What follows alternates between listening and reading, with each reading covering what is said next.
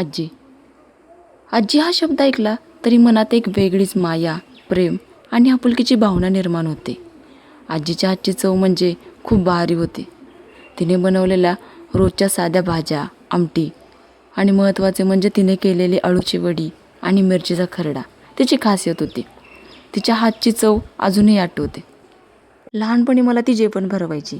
जेवण भरवताना चांदमामाकडे बघत एखादी गोष्ट सांगायची, जेणेकरून मी पोटभरून जेवेन हाच तिचा हेतू असायचा. तिचा स्वभाव खूप हट्टी होता, पण त्याच्या दुप्पट प्रेमळी होती. आजीचे अचानक जाणे ही मनाला लागणारी जखमच आहे.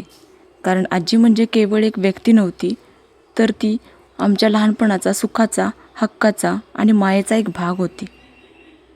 घरात पाऊल टाकल्यावर आतमध्ये सतत काहीतरी कामात असणाऱ्या आजीकडे नजर जायची.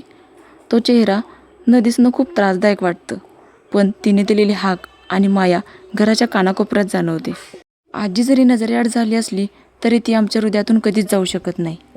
आजीने तिच्या आयुष्यात खरंच खूप सहन केलं बरं का. स्वतः आयुष्यभर दुसऱ्यांसाठी झिजत राहिली आणि स्वतःसाठी मात्र कधी साडीसुद्धा घेतली नाही. तिच्यासारखी काटकसर या जगात फार थोड्याच जणांना जमते बरं का. मी पप्पा ओरडले किंवा त्यांनी मारलं तर मी तिच्याजवळ जाऊन लपायचे. ती मला घरातल्यांच्या ओरडण्यापासून कायम वाचवायची. जी तू नसलीस तरी तुझ्या आठवणी आमच्या हृदयात कायम सोबत राहतील.